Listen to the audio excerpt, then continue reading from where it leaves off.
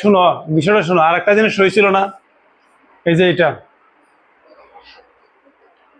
আমরা তো আমার প্রশ্নটা করলাম, উইচ। উইচ মানে কি, কোনটি। হ্যাঁ, আমরা ব্যবহার বলি না যে ওই একটা জুড়ির মধ্যে ধরো আম আছে, there are lots of mangoes in a basket, but somebody asked me which of the mangoes do you want, there are lots of mangoes in the basket, which of the mangoes do you want, আমগুলির কোনটি তুমি চাও, which mangoes do you want, কোন আমগুলি তুমি চাও, অর্থাৎ which অর্থ কোন বা কোনটি। আর where dash about, what dash about মনোযোগ দিয়ে বোঝায়, গুরুত্বপূর্ণ জিনিস। অর্থাৎ যদি প্রিপোজিশন লাগে, কোনো প্রশ্ন তৈরি করার ক্ষেত্রে প্রিপোজিশন লাগে, হ্যাঁ, সেই ক্ষেত্রে কিন্তু প্রিপোজিশনটা সবসময় প্রশ্নের লাস্টে চলে যাবে। বাট বাংলা করার সময় কিন্তু এই ওয়ার্ডের সাথে সম্পর্ক হবে তার। মানে বাংলা করার সময় যেমন what do you want to know, what do you want to know about, তুমি কি সম্পর্কে জানতে চাও, অর্থাৎ what dash about equal to কি ড্যাশ সম্পর্কে, কি ড্যাশ সম্পর্কে। অর্থাৎ আমরা বলি না তুমি কি সম্পর্কে জানতে চাও, তখন কিন্তু হোয়াট ড্যাশ অ্যাবাউট, অর্থাৎ দেশের ভিতরে স্ট্রাকচারটা বসবে, যে বিষয়টা সম্পর্কে ওই বিষয়টা বসবে। আর কি সম্পর্কে বোঝাইবো শুধু এই এই দুইটা শব্দ দ্বারা, হোয়াট ড্যাশ অ্যাবাউট। অর্থাৎ বাংলা করার সময় তোমরা ধরে নেবে কি যে অ্যাবাউট ওয়াট, কি সম্পর্কে, অ্যাবাউট ওয়াট মনে মনে তোমাদের যদি কঠিন মনে হয়, কনফিউশন হয়, বাংলা করার সময় ধরে রাখবো যে মনে মনে বলবা যে হ্যাঁ অ্যাবাউট ওয়ার্ডের আগে আছে, পর আছে, তাহলে বাংলার অর্থ কি হয়, কি সম্পর্কে হয়।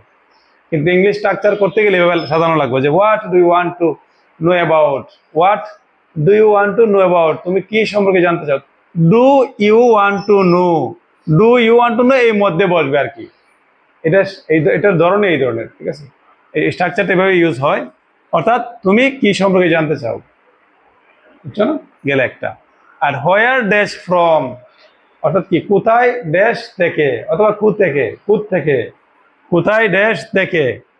মনে মনে আবার এই যে হোয়ার আর ইউ কাম ফ্রম, তুমি কোথায় থেকে আসো, where are you come from, are you come from, এই ফ্রমের সম্পর্ক কার সাথে, হোয়ারের সাথে। অর্থাৎ কোথায় থেকে, ফ্রম হোয়ার, কোথায় থেকে তুমি আসো। কিন্তু এভাবে বললে কিন্তু ভুল হবে, ইংলিশ স্ট্রাকচার অনুযায়ী বললে ভুল হবে, কারণ সবসময় প্রিপোজিশনটা লাস্টে যাবে। বাট বাংলা করার সময় বাংলা অর্থটা কিন্তু দিব এই যে কোথায় থেকে, অর্থ থেকে, বুঝছো না, ক্লিয়ার না নেই।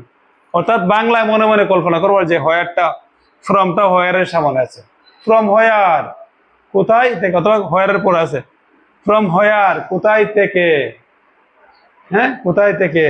কিন্তু ইংলিশে তুমি বললে হবে না। বাট বাংলা যখন প্রশ্নটা যখন তুমি বাংলায় ট্রান্সলেট করবা, তখন ধরে নিবা যে এটা কোথায় থেকে অর্থ দিছে। বিষয়টা বুঝছো, ক্লিয়ার নেই, বুঝো নাই, বুঝছো না, তুমি এখানে বসো। মানে হোয়ার ড্যাশ ফ্রম, এটা হচ্ছে ফরম্যাট প্রশ্নের, তোমাদের বিভিন্ন জায়গায় পাইবা এই ধরনের। হোয়ার আর ইউ ফ্রম, হ্যাঁ তুমি কোথায় থেকে আসো। Where did you come from, তুমি কোথায় থেকে এসেছিলে। Where did you come from, তুমি কোথায় থেকে এসেছিলে। যখন পাস্ট ইনডিফিনিট টেন্সের প্রশ্ন করো তখন ডিড লাগবে একটা এক্সট্রা। তাহলে হোয়ার ডিড ইউ কাম, এরপরে লাস্টে ফ্রম, এর মানে কি ফ্রম মানে থেকে। তাহলে তুমি থেকে এটা কার সাথে সম্পর্ক, হোয়ারের সাথে। কোথায় থেকে এসেছিলে, ডিড ইউ কাম ফ্রম, তুমি কোথায় থেকে এসেছিলে। অথবা যদি আমি প্রেজেন্ট ইনডিফিনিট টেন্সের প্রশ্নটা করি, সেক্ষেত্রে where do you come from, তুমি কোথায় থেকে আসো, ঠিক আছে। নর্মালি আমরা বলি হোয়ার আর ইউ ফ্রম, তুমি কোথায় থেকে আসছো। হোয়ার আর ইউ ফ্রম, তুমি কোথায় থেকে আসছো। অর্থাৎ ফ্রমটা থেকে অর্থ দেয় আর কি। কিন্তু ইংলিশে প্রশ্নটা করার সময় ফ্রম সবসময় লাস্টে বসানো লাগবে, ঠিক আছে। কোথায় বসানো লাগবে, লাস্টে। আর বাংলা অর্থ করার সময় এটারে কোথায় থেকে, দেখেন হোয়ারের পরে থেকে আসে না, হোয়ারের পরে থেকে আসেনি, ওইটাই আমি বলছি তোমাকে বারবার, যে হোয়ারের পরে থেকে কথাটা লাগাইবা, বুঝা গেছি নি।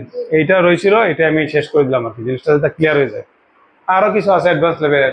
এট হোয়াট পয়েন্ট, এট থাকলে তখন কি এট, ইন, প্রিপোজিশন গুলো ইউজ করে যাবো আর কি।